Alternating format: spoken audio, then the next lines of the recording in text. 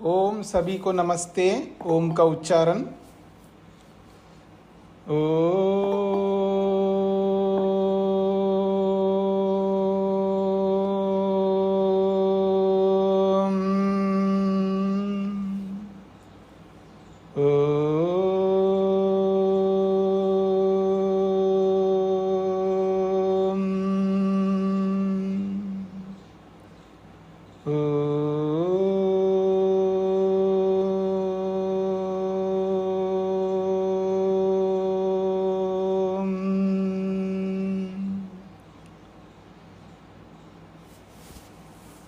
हाँ जी।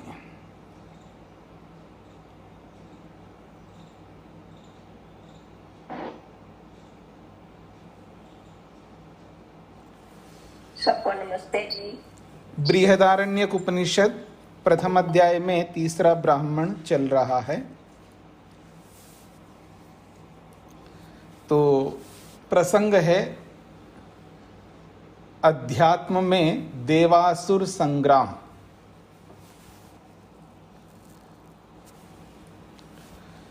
तो इंद्रियों ने एक एक करके बाकी इंद्रियों को असुरों के विषय में अपनी व्यथा सुनाई और उन्होंने अपने अपने ढंग से प्रार्थनाएं की, उद्गान किया है। उद्गीत के माध्यम से हम इस श्रृंखला में मन तक पहुंचे हैं। अब आगे बढ़ते हैं। 7वां श्लोक है, समझने का प्रयत्न करेंगे। महत्वपूर्ण प्रसंग अब प्रारंभ हो रहा है। अथ ह इमं आसन्यं प्राणम ऊचुः त्वं न उद्गाय इति।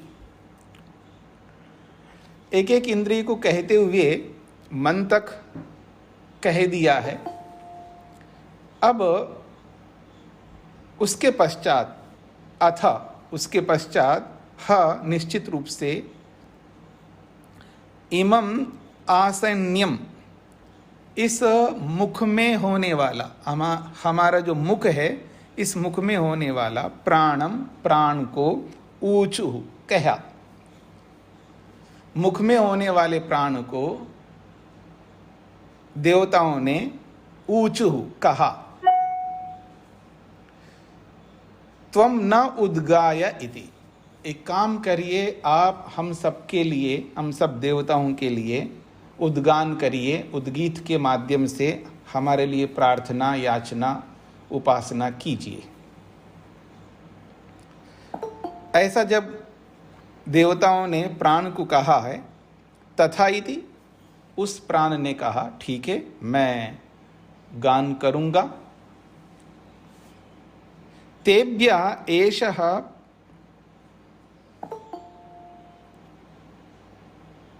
प्राणः उद्गायत। तेभ्य, उन सब देवताओं के लिए, एषः प्राणः, ये जो प्राण है, जो मुख में होने वाला प्राण, जिसे आप मुख्य प्राण कहते हैं, उसने उद्गायत, सब देवताओं के लिए उद्गान किया।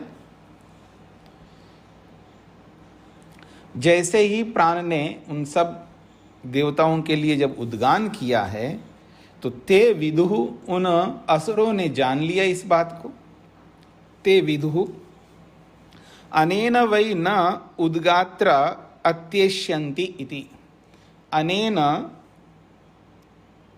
उद्गात्रा, इस उद्गाता के द्वारा, इस प्राण के द्वारा, न हम सब असुरों को इस उद्गाता के द्वारा अत्येष्यन्ति, देवता लोग जो है हमें दबाएंगे, हमें हराएंगे, ऐसा उन्होंने आपस में विचार किया।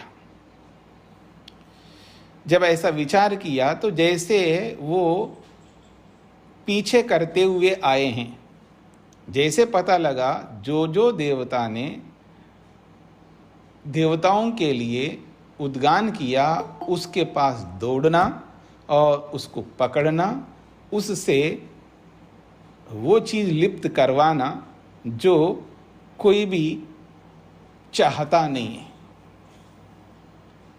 लेकिन मूर्खता इतनी भरी हुई है हमारे अंदर, हम अपनी मूर्खता को न समझ करके उससे हम लिप्त हो जाते हैं। किससे? पाप से। तो ऐसा ही काम उन असुरों ने इस प्राण को भी लिप्त करना चाहा। तो तम अभिद्रुत्या पापमना अविंध्यन, तो तम उस मुख्य प्राण तक अभिद्रुत्या दौड़कर पहुंचे असुरों ने, असुर लोग, और पापमना अविद्यन, और पाप से बींध दिया। जब पाप से बींध दिया है तो सह यथा अश्मानं ऋत्वा लोष्टो विध्वंसेत एवं ह एव विध्वंसमानाः विश्वञ्चः विनेशुः। कहते हैं जैसे ही उन असुरों ने उस प्राण को पाप से बींधा, सह, और वो जो प्राण है उस प्राण की स्थिति बताई जा रही, यथा अश्मानं ऋत्वा लोष्ठ विध्वंसेत, जैसे अश्मानम, अश्म कहते हैं पत्थर को, जैसे लोष्ठ, लोष्ठ कहते हैं मिट्टी के ढेले को, जिस प्रकार से मिट्टी का ढेला पत्थर के साथ में टकरा जाए तो मिट्टी का ढेले का क्या होगा, यह सब आप जानते हैं। विध्वंसेता, वो अपने आप नष्ट हो जाएगा, चूर चूर हो जाएगा। एवं ह एव, इसी प्रकार से जब ये प्राण को आकर के असुरों ने पाप से लिप्त किया तो क्या हुआ? विध्वंसमानाः विश्वञ्चः विनेशुः। वो स्वयं असुर लोग जो है उस प्राण से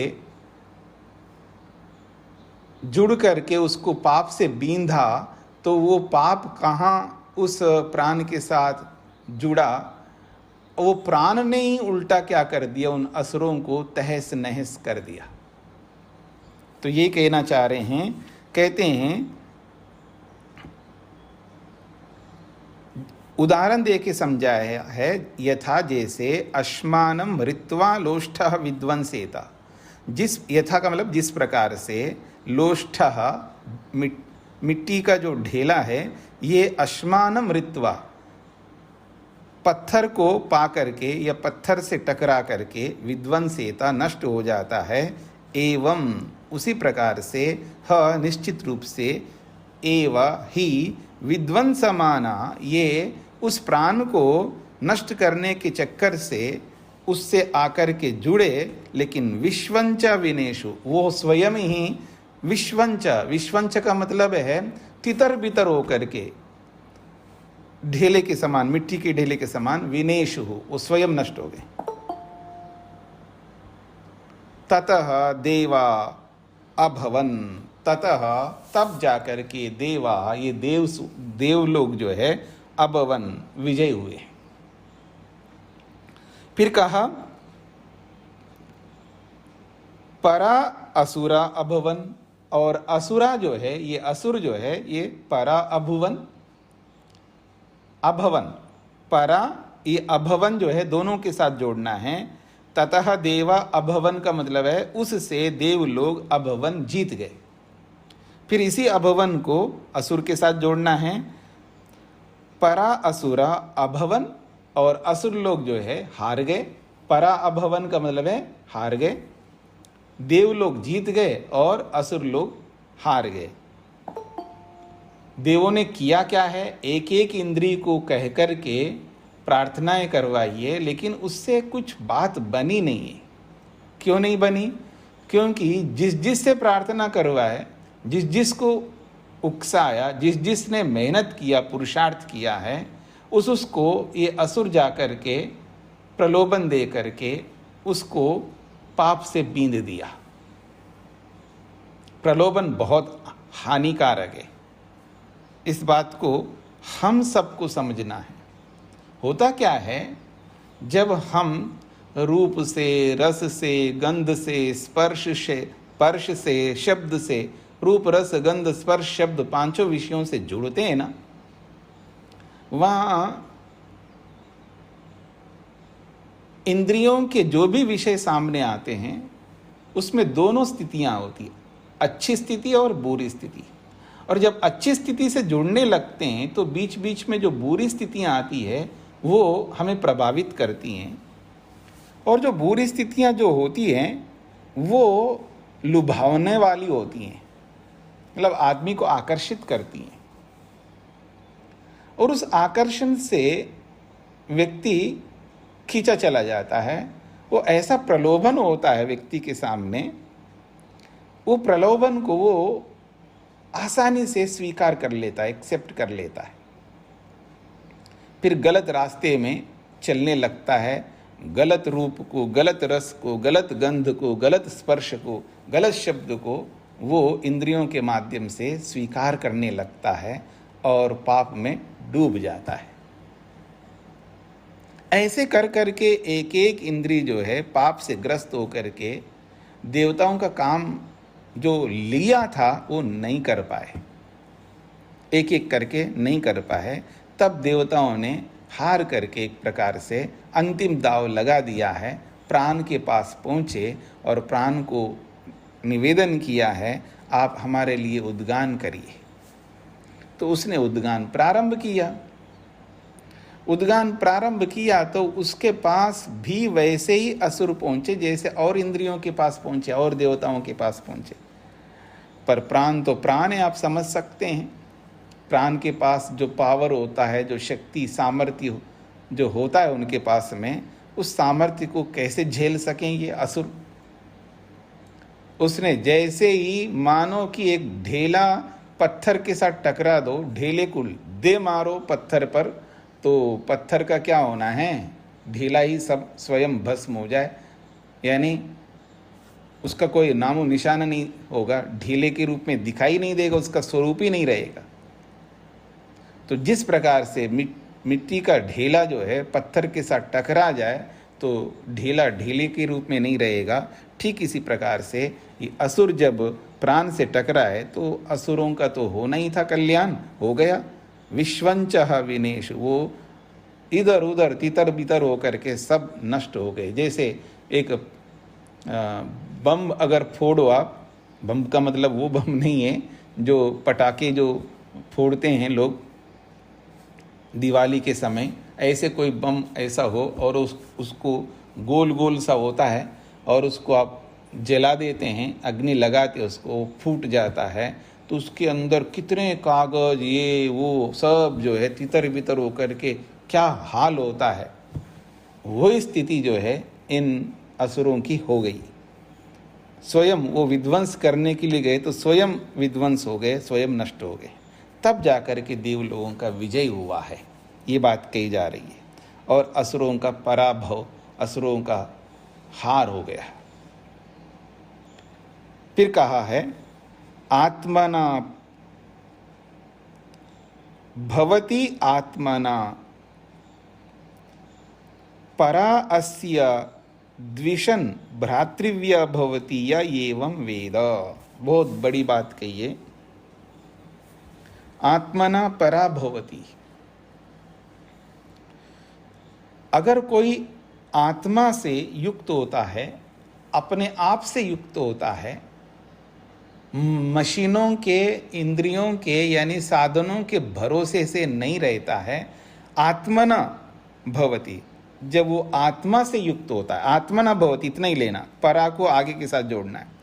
आत्मना भवति अर्थात जो अपने आप से जुड़ जाता है, अपने आप से युक्त होता है, स्वयं आत्मतत्व को समझने लगता है। यह एवं वेदा, जो इस प्रकार से जानता है, किस प्रकार से आत्मना भवति, वो अपने आप से युक्त होता है, उस स्थिति में अस्या, उस व्यक्ति के द्विषण, जितने भी शत्रु होते हैं, भ्रातृव्य, भ्रातृव्य का मतलब है शत्रु, जितने भी भ्रातृव्य शत्रु होते हैं वो शत्रु अस्य द्विषण, उस आत्मतत्व को जानने वाले के साथ द्वेष करने लगते हैं, उससे झगड़ा करने लगते हैं, तो स्वयं जो है पराभवति, वो स्वयं पराजित हो जाते हैं, नष्ट हो जाते हैं। यह एवं वेद, इस बात को जो ऐसा जान ले कि जो आत्मा तत्व से युक्त होता है, स्वयं से युक्त होता है, परमात्मा तत्व से युक्त होता है, उस स्थिति में जितने भी भ्रातृव्य एक वचन है, तो इसलिए भ्रातृव्य शत्रु जो है, अस्य द्विषन, इस व्यक्ति से द्वेष करते हुए, पराभवति, वो स्वयं जो है पराभूत हो जाता है, वो स्वयं नष्ट हो जाता है, वो स्वयं अपनी हानि कर बैठता है, क्योंकि वो आत्मतत्व से युक्त व्यक्ति के साथ पंगा लिया। मोटी भाषा में कहूँ, मोटी लैंग्वेज में मैं बोलूँ, जो अपने आप से जो जुड़ता है, जो अपने आप को समझता है, आत्मतत्व को समझता है, परमात्मा तत्व को समझता है, उससे कोई भी उलझ जाता है, उलझने वाला स्वयं ही नष्ट हो जाता है, उसका कुछ नहीं बिगड़ेगा। ये बात यहाँ पर कही है। अब आत्मतत्व से जुड़ा कैसे ये जुड़ा है प्राण के माध्यम से, प्राण तत्व के माध्यम से। पता नहीं कितने लोगों को मैं बोलता ही रहता हूँ, लोगों को समझ में नहीं आता है प्राणायाम करो या श्वसन क्रियाएं करो।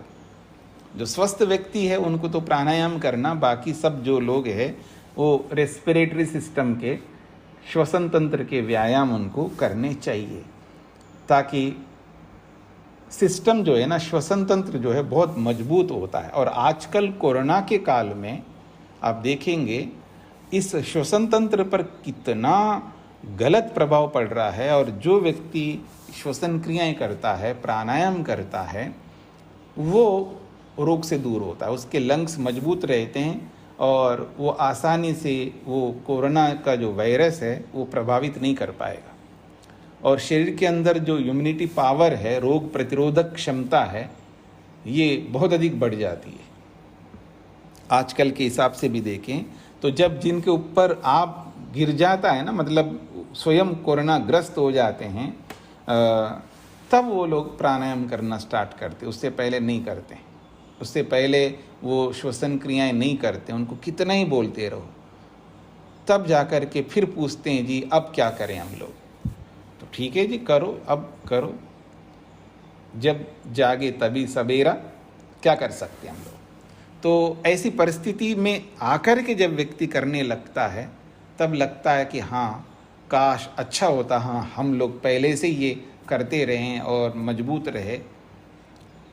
अब ये नहीं समझना कि हम लोग करते हैं तो हमको भी क्यों हो रहा है, ऐसा मत समझना। किसी को वो श्वसन क्रिया करता है फिर भी उसको हो गया, अब होने को तो किसी को भी हो सकता है, लेकिन जो श्वसन क्रियाएं करता है अपेक्षा से वो जल्दी रिकवर होता है, अपेक्षा से उसको इतना पावर से वो प्रभावित नहीं कर सकते हैं।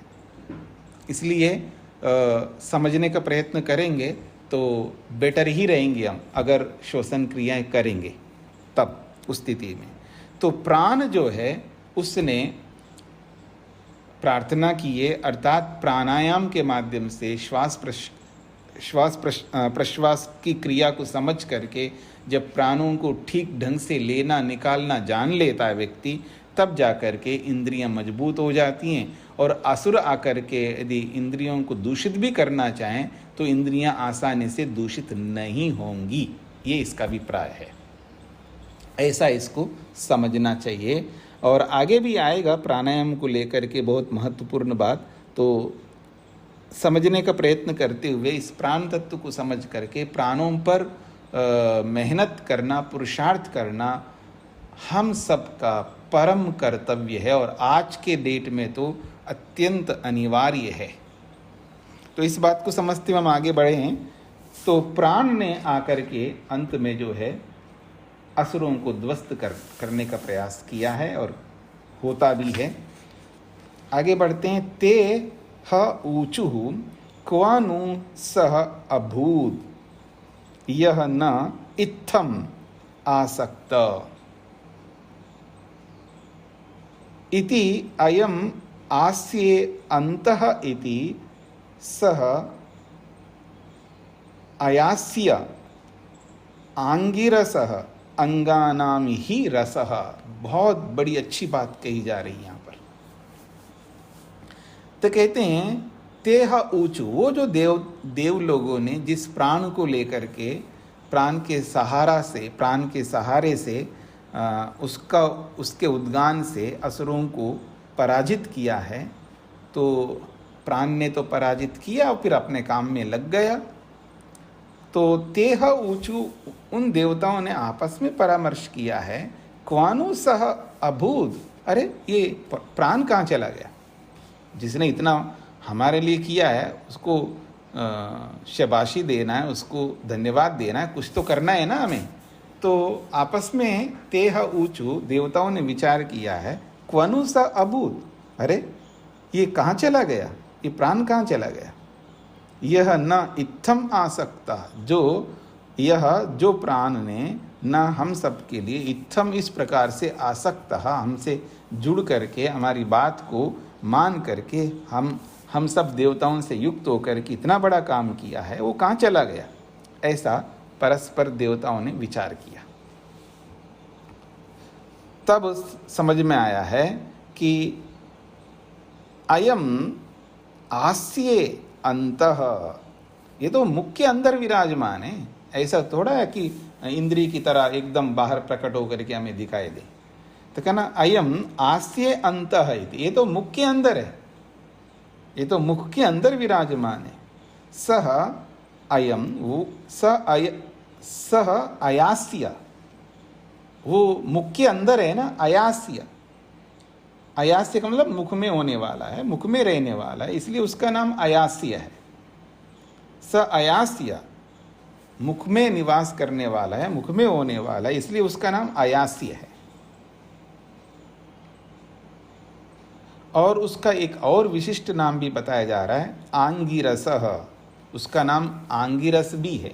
क्यों आंगिरस को आंगिरस क्यों कहते हैं? तो स्वयं बता रहे हैं श्लोक में, अंगानाम ही रसा, वो अंगों का रस है, एक एक अंग का वो सार, एक प्रकार से ये जो प्राण तत्व जो है ना, एक एक अंग को, एक एक अवयव को, एक एक सेल को, एक एक कोशिका को, आप फिर सूक्ष्म से सूक्ष्म शरीर का कोई भी अवयव आप समझ सकते हैं, कोशिका से और ज़्यादा क्या सूक्ष्म हम जाएं, तो एक एक सेल को वो प्राप्त होता है प्राण तत्व, ऊर्जा तत्व। बस थोड़ा सा रेस्पिरेटरी सिस्टम को समझ लेना चाहिए। वैसे भी जो भी जिसने भी 10वीं तक भी कम से कम पढ़ा हो, तो 10वीं तक जिसने भी पढ़ाई किया हो उसको 10वीं में, यानी 10वीं के क्लास में रेस्पिरेटरी सिस्टम के बारे में बहुत कुछ समझाया जाता है, कैसे सांस जाता है, कैसे बाहर निकलता है, सांस जाता है तो डायफ्राम कैसे नीचे ऊपर होता रहता है, सारी बातें समझाई गई। जैसे सांस लेने लगता है तो पेट फूलता है तो डायफ्राम नीचे की ओर उतरता है थोड़ा सा, तो लंग्स में स्पेस बन जाता है, फिर सांस भरता जाता है व्यक्ति, थोड़ा सा फेफड़े फैलते रहते हैं, तो छाती को जब व्यक्ति अपने आप फुला देता है, वो जैसे सांस लेने लगता है तो और स्पेस बन जाता है, फिर कॉलर बोन भी थोड़ा सा ऊपर होने लगता है तो और ज़्यादा स्पेस हो जाता है, तब जाके अधिक से अधिक प्राण अंदर प्रवेश करता है। और जैसे जैसे सांस बाहर निकालता है व्यक्ति, तो कॉलर बोन अपनी जगह पर, फेफड़े सिकुड़ने लगते हैं, छाती सिकुड़ने लगती है, फिर उसके बाद पेट थोड़ा सा अंदर से चला जाता है, डायफ्राम अपने स्थान पर आ जाता है, फिर स्पेस बहुत कम हो जाता है लंग्स में, फिर अधिक से अधिक सांस बाहर निकलता है। एक नॉर्मल, एक मेडिकली जो है ना, एक सामान्य प्रक्रिया है, सब बात समझते हैं इस बात को। और इसको और अच्छे ढंग से समझना हो, छोटे बच्चे को देख लेना। जैसे जैसे आदमी बड़ा होता है ना, तो उसका श्वसन तंत्र जो है ना प्रॉपर वे में काम कर नहीं रहा होता है। छोटे से बच्चे को, जो 2 महीने 3 महीने 4 महीने 5 महीने 6 महीने का बच्चा हो, उसको आप देख लेना तो आपको ईजिली समझ में आएगा। और गर्मी का मौसम हो और उसके बदन पर कपड़ा ना हो, मतलब उसका पेट एकदम दिखाई दे रहा हो आप बिना कपड़े का, फिर वो सो रहा होता है। छोटा बच्चा जो है सबसे ज़्यादा सोता है, ज़्यादा वक्त सोता रहता है। जब उठता है तो रोता है, फिर उसको दूध पिलाते हैं, फिर थोड़ा बहुत रोता है, इधर उधर चल आता है, फिर सो जाता है थोड़ी देर। तो अधिकांश सोता रहता है। जब वो सोता हुआ होता है, तब जब वो सांस ले रहा होता है सोते वक्त, तब देखना उसका पेट ऊपर आता है फिर अंदर जाता है, ऊपर आता है, अंदर जाता है, ऊपर आता है, अंदर जाता है। और जिसको थोड़ी सी जानकारी कम होती है ना, उसको ऐसा लगता है कि सांस जो है पेट में जा रहा है, ऐसा व्यक्ति को लगता है, क्योंकि पेट ऊपर नीचे हो रहा है तो। पर पेट में कभी सांस नहीं जाता है, वो तो लंग्स में ही जाता है। और याद रखना, लंग्स के अंदर, लंग्स में इतने गुब्बारे हैं, मोटी भाषा में मैं बोलूं, बस आप समझ लो गिन नहीं पाओगे, इतने हैं, बहुत छोटे छोटे। उसमें भरता रहता है, निकलता रहता है, भरता रहता है, निकलता रहता है। इसलिए सांस लेने निकालने की स्थिति को भी शरीर विज्ञान की दृष्टि भी, शरीर विज्ञान की दृष्टि से भी समझने का भी प्रयत्न करना चाहिए। मैं अक्सर बोला करता हूँ कि बहुत तेजी से लेता है आदमी, बहुत तेजी से निकालता है, फेंकता है, खींचता है, कई बार ऐसा रखता है। और आदमी वैसे नाजुक बहुत हो गया आजकल। व्यक्ति सामान्य रूप से इतना मजबूत नहीं हो पा रहा है आजकल, नाजुक बहुत रहता है। तो नाजुक आदमी, नाजुक इन द सेंस ये है कि कोई ना कोई रोग से ग्रस्त होता है व्यक्ति, किसी न किसी बीमारी से, किसी न किसी डिजीज से व्यक्ति जुड़ा रहता है, कोई ना कोई रहता है। तो ऐसी स्थिति में व्यक्ति को बहुत सावधानी से सांस लेने निकालना, बिल्कुल स्वस्थ व्यक्ति हो, निरोगी व्यक्ति हो, उसको कोई रोग ना हो, बड़ा मुश्किल होता है ऐसा कहना, लेकिन फिर भी कोई ऐसा हो, तब वो किसी कारण से खींचे फेंके तो कोई फर्क नहीं पड़ता है। लेकिन जिस परिस्थिति में, जिन स्थितियों में हम सब लोग जी रहे हैं, हमें कुछ ना कुछ समस्याएं रहती है शारीरिक। तो ऐसी स्थिति में सांस को तेजी से लेना, निकालना, खींचना, फेंकना, ऐसा करना नहीं चाहिए। अगर मान लो, देखिएगा, साइड इफेक्ट्स तो किसी भी स्थिति में हमेशा होते ही हैं। ये मत समझना कि आयुर्वेदिक मेडिसिन लेंगे तो साइड इफेक्ट्स नहीं होते हैं, होम्योपैथी लेंगे तो नहीं होते हैं, नेचुरोपैथी के में जाएंगे तो साइड इफेक्ट्स नहीं होंगे, योगा के नाम से आसन प्राणायाम करेंगे तो उसमें साइड इफेक्ट्स नहीं होते हैं। हर चीज़ में साइड इफेक्ट्स होते हैं, किसी में कम होते हैं, किसी में ज़्यादा होते हैं। इस बात को भी समझना है। कोई ऐसी पैथी नहीं है जिसके अंदर साइड इफेक्ट्स नहीं होते हैं। तो इसलिए इस बात को समझ करके भी हमें जीना होता है, चलना होता है। तो जब श्वास प्रश्वास की क्रियाएं, श्वसन क्रियाएं जब व्यक्ति करता है, तो तब आराम से सांस लेना, आराम से निकालना है, खींचना नहीं, फेंकना नहीं, बहुत इजीली लेना निकालना है, बिना आवाज के। लेते समय, निकालते समय व्यक्ति, मतलब एक अभ्यास ऐसा बन गया है व्यक्ति का कि आवाज करता है वो, मतलब अनावश्यक वेग उत्पन्न करता है। आयुर्वेद की भाषा में मैं ये कहूँ, अनावश्यक तनाव उत्पन्न करता है शरीर के अंदर। वो अनावश्यक तनाव लेने की जरूरत नहीं है। इसका बहुत सरल उपाय है। मोटी भाषा में मैं कहूँ, आप में से बहुत सारे लोग चाय पीते होंगे, कॉफ़ी पीते होंगे, कोई दूध पीता होगा, जो भी है, जो भी गर्म वस्तु, चाहे वो सूप के नाम से या टी के नाम से, ग्रीन टी के नाम से, जैस्मिन के नाम से, ऐसे अलग अलग आजकल बहुत कुछ पीते रहते हैं लोग, गर्म वस्तु। जब पीता है तो बड़े स्टाइल से पीते हैं आप लोग, बड़ा स्टाइल है आदमी का, बहुत अच्छी बात है। स्टाइल इन द सेंस जो है विधि, नियम, बुद्धिमत्ता जहाँ पर होता है उसी को स्टाइल कह सकते हैं। और कहीं थोड़ा बुद्धिमत्ता का थोड़ा सा अति होता है ना जैसे, तो फिर वो एक्सट्रीमली अति हो जाता है, तो वो फिर बेहुदा जैसा हो जाता है, वो अलग है, उसको छोड़ दीजिएगा।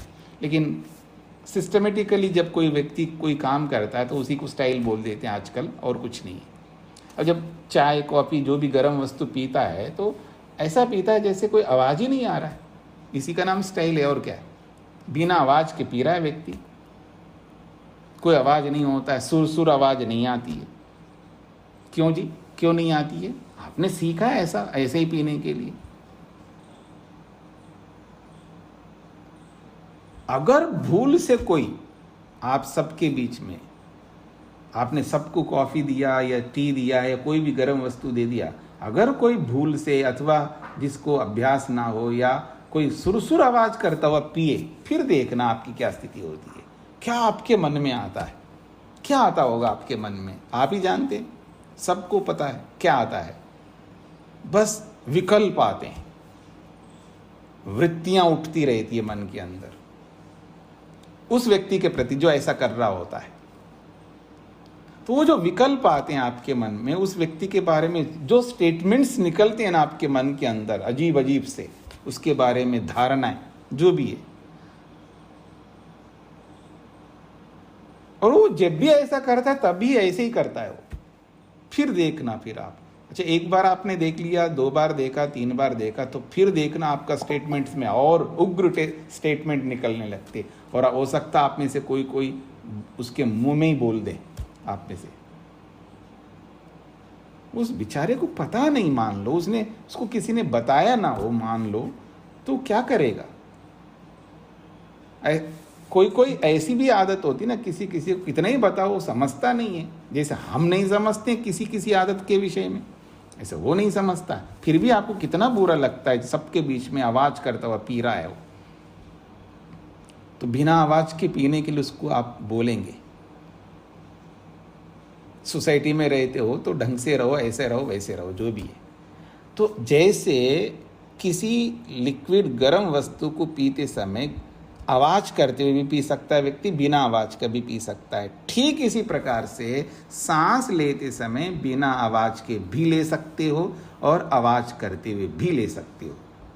लेकिन मैं ये कहना चाहता हूँ, बिना आवाज करते हुए सांस भरो, बिना आवाज करते हुए सांस निकालो। जब आप श्वसन क्रियाएं करते हैं व्यायाम के रूप में, श्वसन तंत्र का जब व्यायाम करते हैं, अथवा कोई आप में से स्वस्थ हो तो प्राणायाम करते हैं। प्राणायाम में श्वसन क्रिया में अंतर ये है, प्राणायाम में तो सांसें रोकने होते हैं, चाहे अंदर रोको, बाहर निकाल के बाहर रोको, जैसे भी रोको। वहां प्राणायाम में सांस रोकना होता है, लेना निकालने का काम नहीं होता है। और श्वसन क्रियाओं में यही काम होता है, लो निकालो, इनहेल करो, एक्सहेल करो, बस लेते जाओ, निकालते जाओ। और लेने निकालने के बहुत सारे वेराइटी हैं, बहुत सारे प्रकार हैं। जैसे डीप ब्रीथिंग करता है व्यक्ति, गहरा लंबा सांस लेता निकालता है, अथवा केवल लेफ्ट से लेके लेफ्ट से निकालता है, या केवल राइट से लेके राइट से निकालता है, या बारी बारी से दोनों नोस्ट्रल से, दोनों नथनों से करता है। ऐसे बहुत सारी क्रियाएं हैं। किसी भी क्रिया को जब व्यक्ति करे तो बिना आवाज के कर सकता है। थोड़ा संवेदनशील होना होगा, एकाग्र होना होगा, समझ पैदा करना होगा, और उस पुराने अभ्यास को हटाना होगा। उससे साइड इफ़ेक्ट्स बहुत कम होंगे। और आवाज़ करते हुए जाएंगे, मैं नहीं कह सकता, दुनिया भर के साइड इफ़ेक्ट्स होते हैं। किसी को समझ में आता है, किसी को कम समझ में आता है, किसी के ऊपर कम प्रभाव पड़ता है, किसी के ऊपर ज़्यादा प्रभाव पड़ता है। और वो हानियाँ जो हो रही होती है वो थोड़ा थोड़ा समझ में नहीं आता व्यक्ति को, लेकिन जब बढ़ जाएगा तब समझ में आता है। किसी का बीपी बढ़ने लगता है, किसी का हार्ट ट्रबल होने लगता है। ऐसे बहुत सारी समस्याएं भी होती हैं जब आवाज़ करते हुए जब व्यक्ति करता है इन क्रियाओं को। मैं ये सारी बातें इसलिए बता रहा हूँ, प्रसंग चल रहा है प्राण का, और प्राण ने ही आकर के असुरों को परास्त किया है। तो ऐसे प्राण कैसे करेगा परास्त?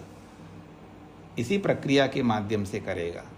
प्राण लेने निकालने का जो हमारा तंत्र, जो श्वसन तंत्र है, रेस्पिरेटरी सिस्टम है, वो जितना अधिक मजबूत होगा, जितना स्ट्रांगली वो काम करेगा, उतना ही हम बहुत कुछ अपने आप को ज़्यादा जिंदा रख पाएंगे। इस बात को भी समझना है। तो इसी दृष्टिकोण से मैंने ये सारी बातें आपके सामने रखी है। यूँ तो उसके बारे में कितना ही मैं बोल पाऊँ तो कम ही रहेगा। तो आगे हम लोग बढ़ते हैं। यहाँ पर बोला जा रहा है अयास्य, इसका नाम ही अयास्य है प्राण को। क्यों? मुख में रहता है, मुख में रहता है, इसलिए इसका नाम अयास्य है। क्योंकि अयम का है ना, यह का मतलब है अयम, संस्कृत में अयम का मतलब यह, तो अयम में अय ले लिया है।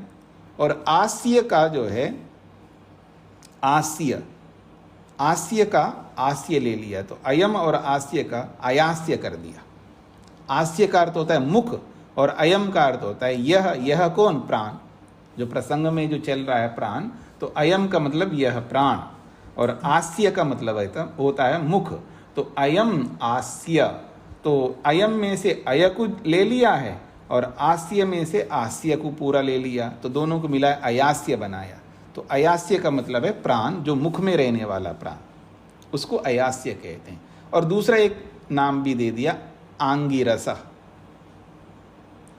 देखिए आंगिरसा में पहले अंगिरा शब्द बनता है, अंगिरा, उसके बाद आंगिरस बनता है। महर्षि स्वामी दयानंद ने बड़ा अच्छा अर्थ किया इसका। तो वो कहते हैं अंगति गच्छति सर्वत्र प्राप्नोति जानाति, ऐसे बहुत सारे अर्थ किए हैं। तो ये सब जगह पहुंचने वाला है, सब जगह पहुंचता है। ये जो प्राण है, किसी जगह तो अंगिरा का मतलब ईश्वर होता है, अंगिरा का मतलब अग्नि भी होती है, अंगिरा का मतलब प्राण भी होता है, अंगिरा का मतलब वायु, ऐसे बहुत सारे अर्थ होते हैं प्रसंग के अनुसार। तो अंगिरा का अर्थ यहाँ प्राण है। और फिर तस्यापत्यम शब्द से फिर आंगिरस बन जाता है, ये व्याकरण की दृष्टि से। तो या अथवा अंगिरा को ही आंगिरा भी कह सकते हैं, एक प्रकार से प्राण है ये, ऐसे समझ लीजिएगा। क्योंकि ये सब जगह जाने वाला होता है, जो सब जगह पहुंचा हुआ होता है उसको भी आंगिरस कहते हैं। तो परमात्मा सब जगह पहुंचा हुआ होता है, अग्नि भी सब जगह पहुंची हुई होती है, तो इसलिए उसको आंगिरस या अंगिरा कहते हैं। परमात्मा को भी ऐसे ही कहते हैं। ऋषि को भी अंगिरा इसलिए, आंगिरस इसलिए कहते हैं, अंगिरा इसलिए कहते हैं, वो भी वेद के अंदर सब जगह पहुंचा हुआ होता है। यानी वेद का जो अर्थ है, जब वो साक्षात करता है वेदार्थ को, तो वो सब जगह पहुंचता है, सभी अर्थों को समझता है, सभी अक्षरों को, सभी पदों को समझता है। इसलिए उस ऋषि को भी आंगिरस कहते हैं या अंगिरा कहते हैं। ईश्वर को तो कहते ही है, अग्नि आदि और तत्वों को भी प्रसंग के अनुसार कहते हैं। तो यहाँ पर कहा अंगानाम रसः, ये अंगों का रस है, एक एक अंग को प्राप्त होता है, एक एक अंग को ये ऊर्जा प्रदान करता है प्राण, इसलिए इसका नाम आंगिरस नाम रखा है। क्योंकि ये अंगों का रस है, अंगों का सार है, अंगों की परिणति है एक प्रकार से। यानी अंगों को, एक एक अंग को ये मजबूत करने वाला है, उसका एक प्रकार से सार है, तत्व है ये। तो इसलिए इसका नाम आंगिरस रख दिया है, प्राण तत्व का नाम।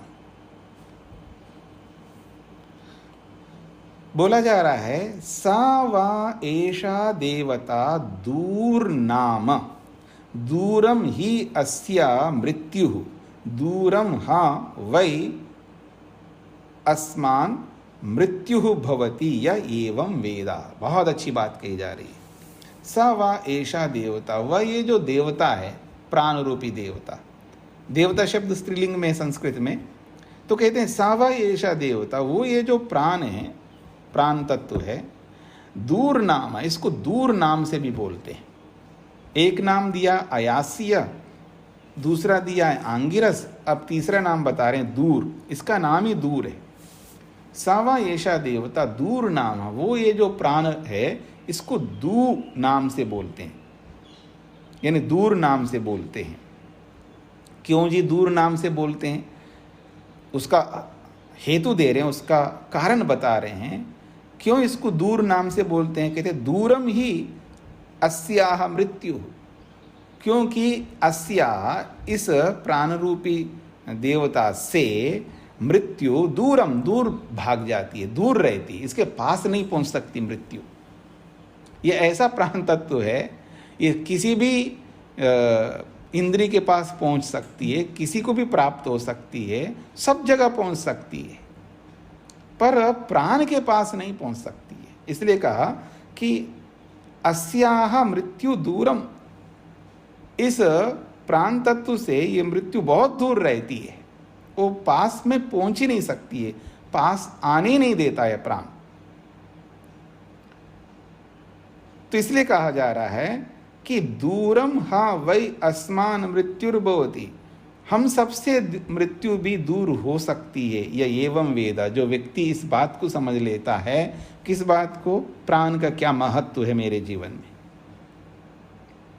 प्राण क्या नाम वाला है, प्राण का क्या क्या नाम है, और उन नामों में क्या रहस्य जुड़ा हुआ है, उस रहस्य को जो जान लेता है, प्राण तत्व के महत्व को जो समझ ले जाए, या एवं वेदा, जो कोई भी ऐसा समझ लेता है प्राण को, तो कहते हैं दूरम ह वै अस्मान भवति, या दूरम वै अस्मत्। अस्मत् का मतलब है हमसे या इस ज्ञानी व्यक्ति से। अस्मत् है ये, मकार के कारण से तकार को नकार हो रहा है। तो कहता है दूरम हा वै अस्मत् मृत्यु भवति, हमसे अथवा इस ज्ञानी व्यक्ति से, इस आत्मतत्व को जानने वाले व्यक्ति से मृत्यु दूर हो जाती है।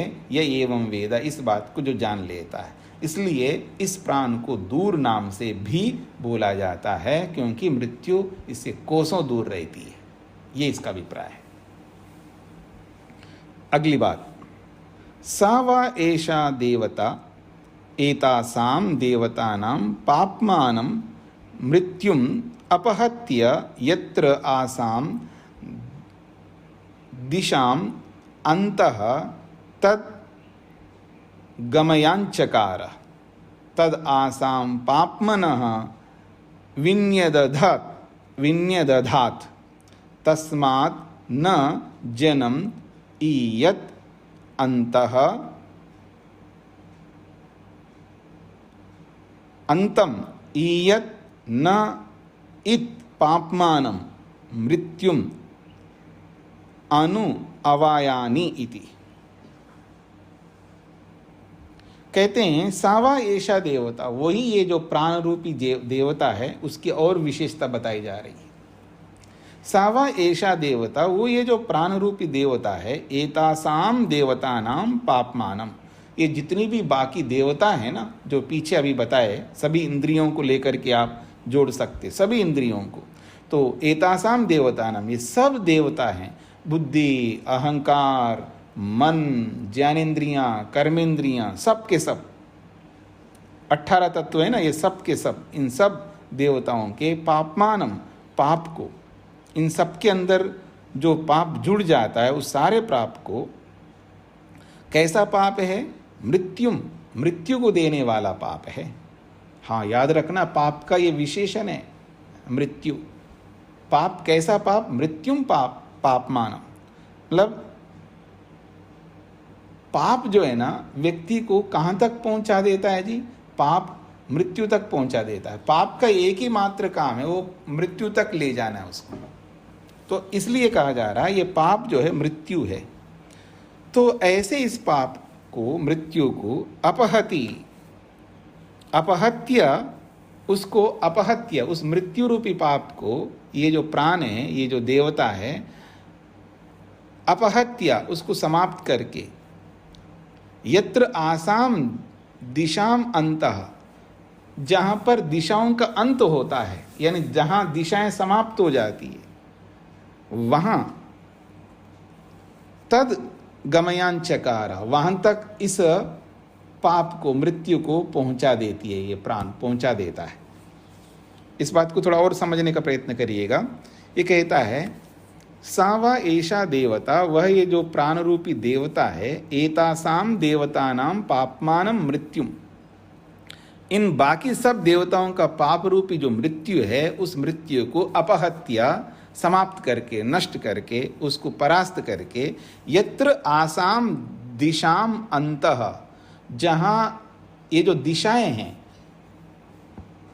ये जो जितनी भी दिशाएं हैं, 8 दिशाएं कहिए, 10 दिशाएं कहिए, ये सब दिशाओं का अंत, इनका जो अंत है, दिशाओं का अंत का मतलब है दिशाएं जहाँ समाप्त हो जाती है, अर्थात जहाँ दिशाओं का प्रयोग ही नहीं होता हो, जहाँ मनुष्य होते ही नहीं, तो वहाँ दिशाओं का कहाँ प्रयोग होगा। तो ऐसे जगह पर, ऐसे स्थान पर इस मृत्यु को, पाप रूपी मृत्यु को, वहाँ तक गमयांचकारा, ये प्राण जो है वहाँ तक पहुँचा देता है। अर्थात जहाँ कोई मनुष्य ना रहे ना, वहाँ तक ले जाना है उस पाप को, वहाँ ले जा करके वहीं छोड़ देना।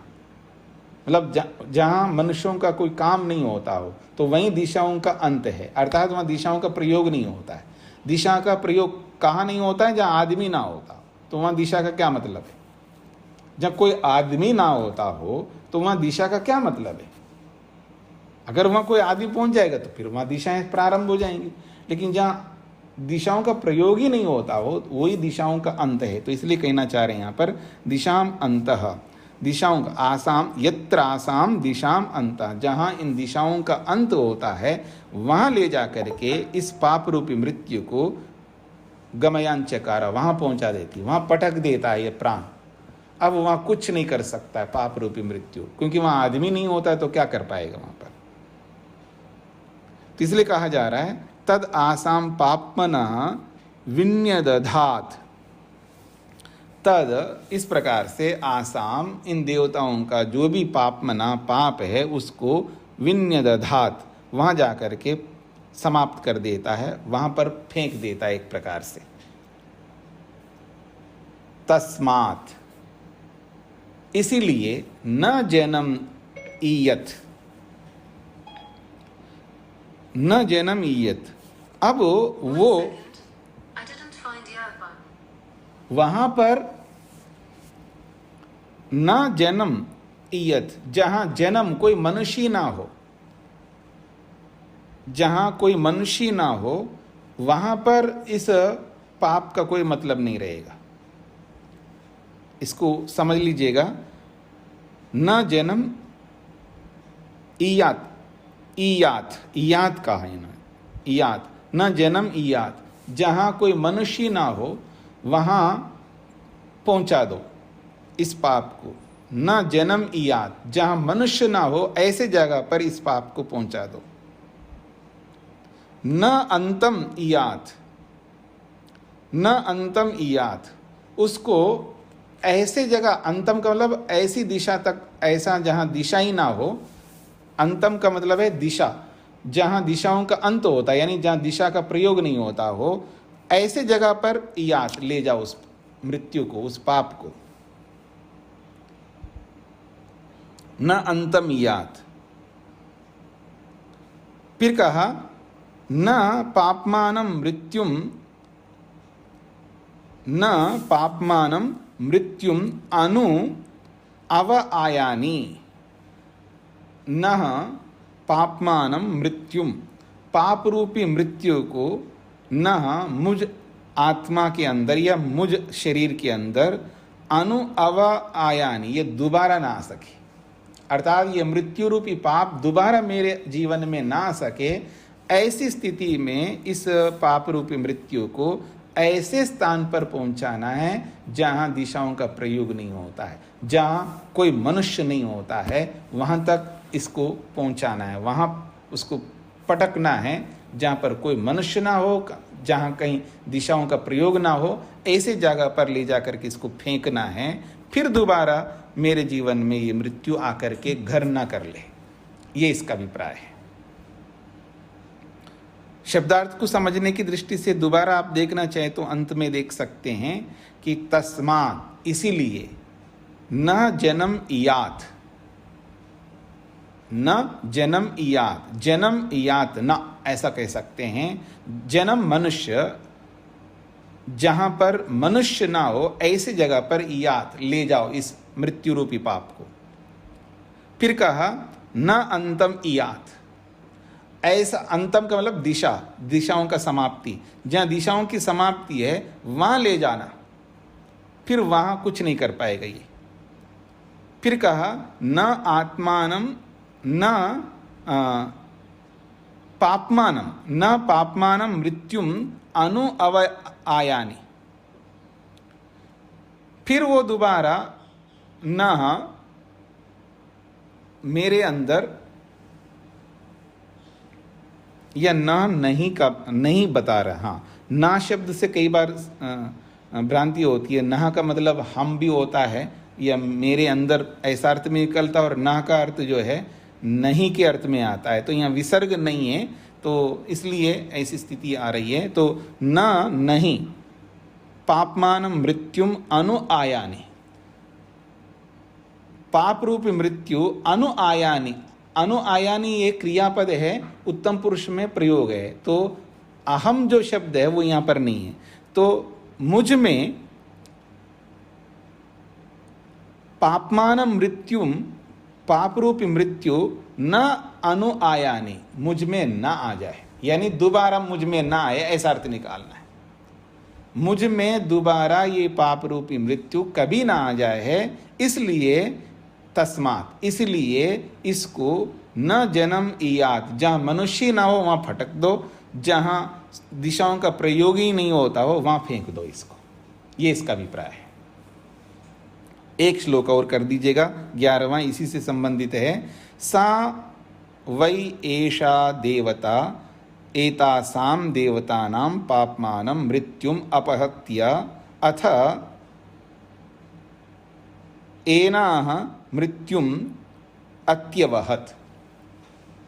कहते हैं सावा एषा देवता, वह ये जो प्राण रूपी देवता है, एतासाम देवतानाम, इन समस्त देवताओं के पापमानम मृत्युम, पाप रूपी मृत्यु को अपहत्य, हटा दिया है, दूर कर दिया है, नष्ट कर दिया है।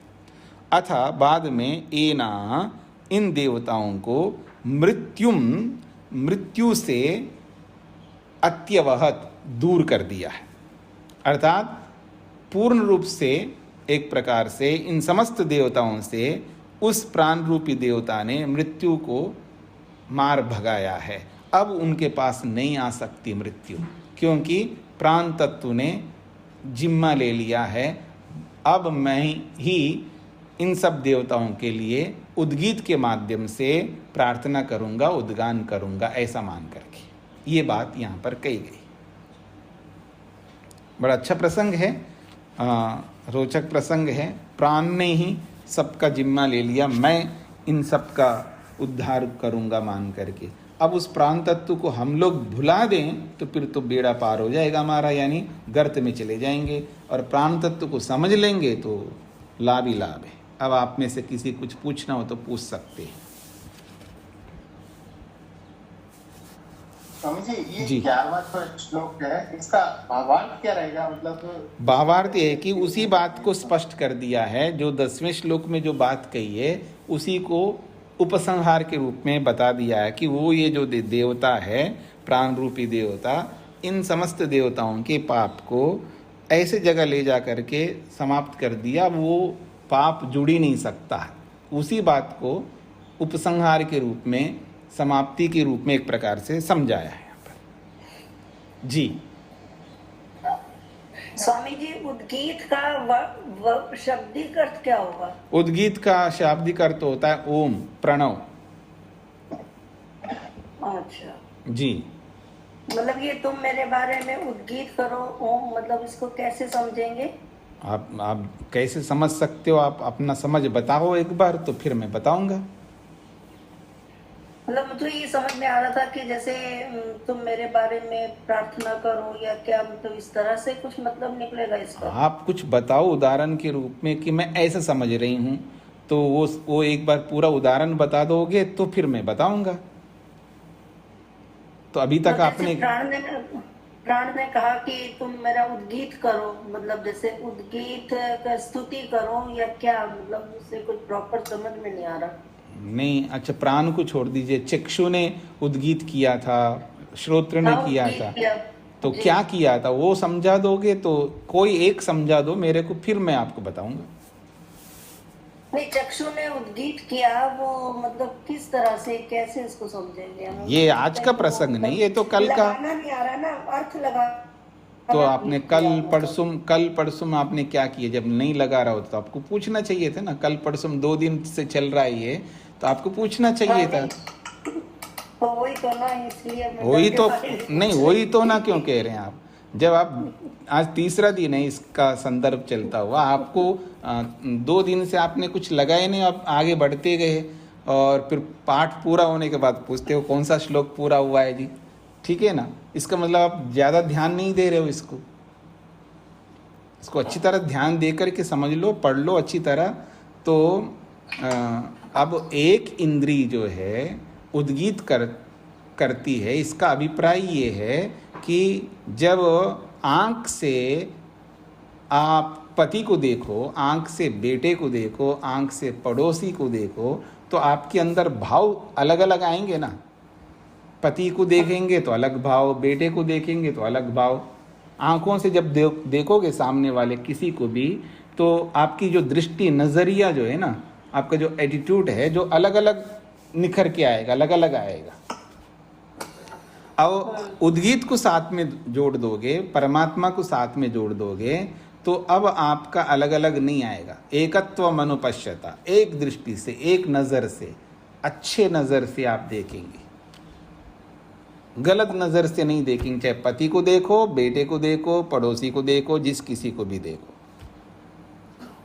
तो उद्गीत को आपने साथ जोड़ दिया, तो भद्रम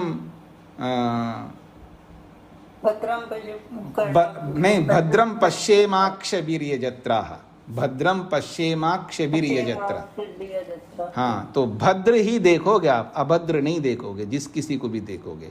क्यों? वहां पर उद्गीत है साथ में। किसमें? आंख में। क्योंकि उद्गीत को आपने साथ जोड़ा, उसी से आप प्रार्थना कर रहे हो, उसी से आप देख रहे हो। तो ये बात समझ में आ गई? तो ऐसे सभी इंद्रियों के साथ जोड़ लेना है उद्गीत को, ऐसे प्राण के साथ भी जोड़ लेना। पकड़ में आ गया? जी आया। अब प्राण के साथ जोड़ के बताइए आपको क्या समझ में आया। अब परीक्षा करूं तो पूरा ही कर लूं ना मैं आपसे।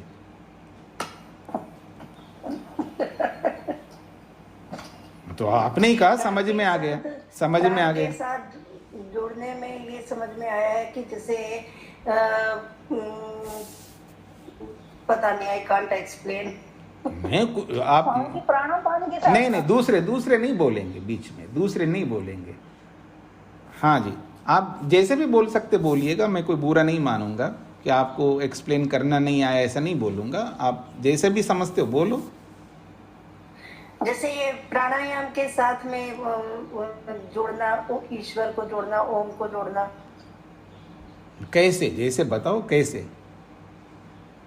जैसे कोई भी हम प्राणायाम करते हैं, हाँ। अनुलोम विलोम करते हैं, या कोई भी अनुलोम विलोम को प्राणायाम बोला मैंने? अनुलोम विलोम को प्राणायाम बोला नहीं? फिर आप प्राणायाम आपने तो नहीं बोला। हाँ, तो फिर इसलिए ऐसे करना, जब जो मैंने बोला वही प्रस्तुत करना है ना आपको, दूसरों का प्रस्तुत नहीं करना।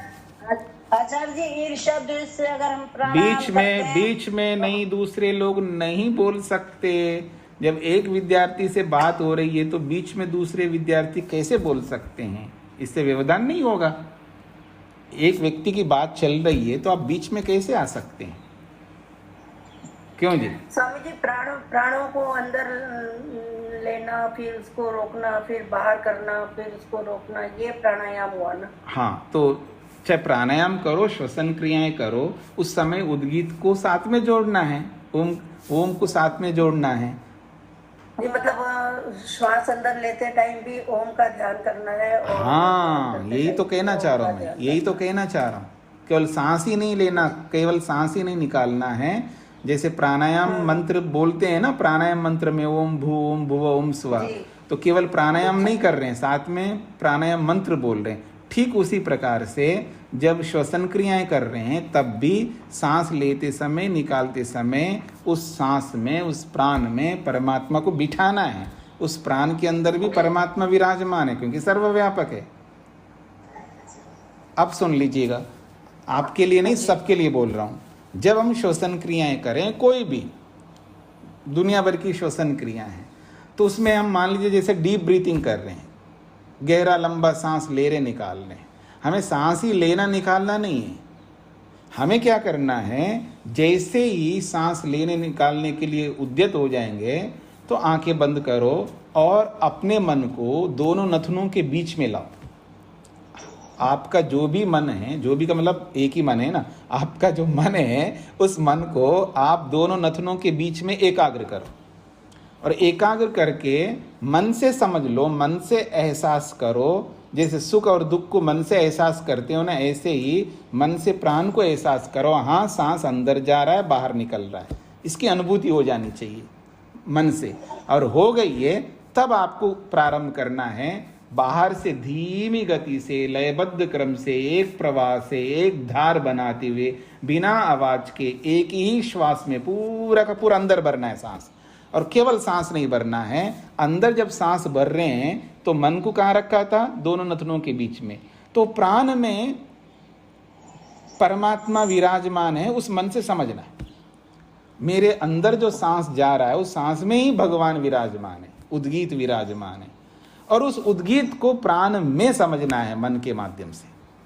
तो अंदर जाते हुए प्राण में मन को लगाना है, बाहर निकलते हुए प्राण में मन को लगाना है, और प्राणों में स्थित प्राणों को देने वाले प्राण प्रदाता उद्गीत नामक ओम को अनुभव करना है मन से। तो ये अनुभव करते हुए सांस अंदर भरना है, पूरा भरते ही रोकना नहीं, फिर धीमी गति से लयबद्ध क्रम से एक प्रवाह से एक धार बनाते हुए एक ही प्रश्वास में पूरा का पूरा बाहर निकालना है। और बाहर निकलते हुए प्राण में मन को लगाना, और प्राण में स्थित प्राणों को देने वाले प्राण प्रदाता ओम को, उद्गीत को समझना है।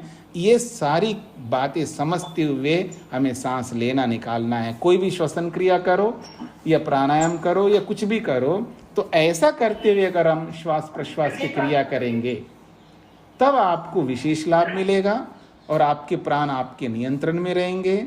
ठीक प्रकार से श्वास प्रश्वास लेंगे निकालेंगे, और यही प्राण जो है आपको इतनी ऊर्जा प्रदान करेंगे आप कल्पना नहीं कर सकते।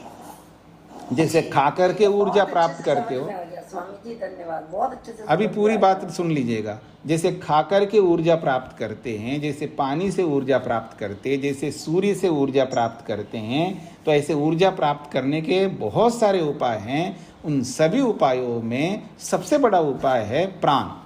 प्राण के माध्यम से जितनी ऊर्जा प्राप्त होती है उतनी और किसी से नहीं होती है। और प्राण में ऊर्जा के साथ में एक सबसे बड़ी उपलब्धि ये है कि ये प्राण केवल अंदर ही, बाहर लंग्स में नहीं ले जा रहे हैं। जैसे लंग्स में जाता है वहाँ पर वो कन्वर्ट होता रहता है, वहाँ मशीन लगी हुई है ना अंदर से, वो प्राण अंदर जाता है तो वो कन्वर्ट होता है, बदलता है, ऑक्सीजन के रूप में परिवर्तित होता है। फिर वो पूरे शरीर में वही प्राण सूक्ष्म होकर के सब जगह ले जाता है। जितनी भी हमको ऑक्सीजन आवश्यकता है, जितनी ऊर्जा आवश्यकता है, उतना पूरा वो ले लेगा। अगर मान लो कोई डॉक्टर कहने लगे जी इतना सांस भरने की ज़रूरत नहीं है, इतने से ही काम चल जाएगा, तो उसमें कोई परेशानी नहीं है। अधिक से अधिक भरो, जितनी आवश्यकता है शरीर को उतना शरीर ले लेता है, और अतिरिक्त जो है ना वो बाहर निकाल देगा अपने आप। उसकी चिंता नहीं करो कि हमने ज़्यादा तो नहीं लिया, इसलिए अधिक से अधिक भरो, क्योंकि हमें नहीं पता है ना कितनी आवश्यकता है हमको, इसलिए अधिक से अधिक भरो एक बात, फिर अधिक से अधिक बाहर निकालो। और बाहर निकालने में कसर नहीं छोड़ना है, अधिक से अधिक बाहर निकालो। जितना अधिक निकालोगे उतनी गंदगी जो है बाहर निकल जाएगी। तो लेना निकालना मोटे ढंग से मैं बता रहा हूँ, लेकिन बहुत महत्वपूर्ण है। मेडिकली अगर कोई समझने लगे तो उसके लिए बहुत उपयोगी है, और समझना ही चाहिए श्वसन तंत्र को। समझ कर सांस लेना निकालना करें, और लेते समय कैसा ले और कैसा निकाले सबसे बड़ी बात होती है। गलत ढंग से लेंगे निकालेंगे, काम भी कर रहा है, क्रियाएं कर रहा है, ये तो ऐसी बात है, झाड़ू तो लगा दिया लेकिन ढंग से नहीं लगाया, काम तो किया लेकिन ढंग से काम नहीं किया, ऐसा होगा। खाना पूर्ति कर रहा है, ऐसा नहीं करना है। तो हम व्यवस्थित करें, बुद्धिपूर्वक। करके एक बारी करके बता दीजिए प्लीज प्लीज प्लीज। नहीं कर सकता माता जी, ऐसा नहीं कर सकता। प्लीज कर दो, जब चाहे तब नहीं हो सकता है माता जी। जी, तो जब हम ऐसा करेंगे तो आसानी रहेगी, बढ़िया रहेगा और लाभकारी रहेगा। हाँ, अर्चना जी, रचना जी, अर्चना जी, रचना जी, हाँ, स्पष्ट हो गया? जी जी बिल्कुल स्पष्ट हो गया, धन्यवाद जी जी। अब उद्गीत का मतलब कभी नहीं भूलूंगी जी, अच्छी बात है। तो इसको यहीं पर विराम देते हैं। माता वेदमती जी को मैं ज़्यादा परेशान कर रहा हूँ, ऐसा उनको लगे तो आप अन्यथा ना समझें। हाँ जी, रविंद्र जी। संतुष्टि नहीं हुई है जी, आपसे मैं संतुष्ट नहीं हूँ। जी जी, अब क्या करूँ माता जी, अब हर समय मैं संतुष्ट नहीं कर पाऊँगा ना, क्योंकि वो हो नहीं सकता है ना जब चाहे तब, क्योंकि उसका टाइम होता है, उसके लिए प्रिपेयर करना पड़ता है, उसके लिए पेट आदि को देखना पड़ता है, वो बहुत सारी क्रियाएं समझनी पड़ती है। हाँ जी, रविंद्र जी बोलिए। जी पूछा था, ये प्राण देवता ने असुरों को कैसे परास्त किया, वो थोड़ा सा क्लियर नहीं है। प्राण ने असुरों को कैसे परास्त किया, ये कल पूछिएगा, कल बताऊंगा, कल पूछिए प्रश्नों में, ठीक है ना। जब मैं बोलूंगा ना कि आप प्रश्न करिए तब आप पूछिएगा। जी जी। धन्यवाद।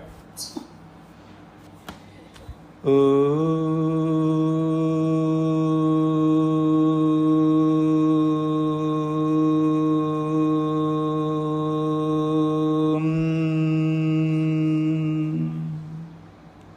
सभी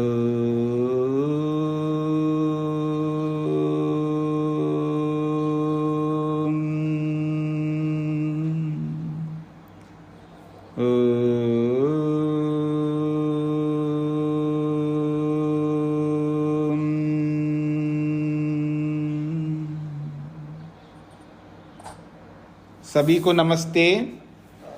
नमस्ते।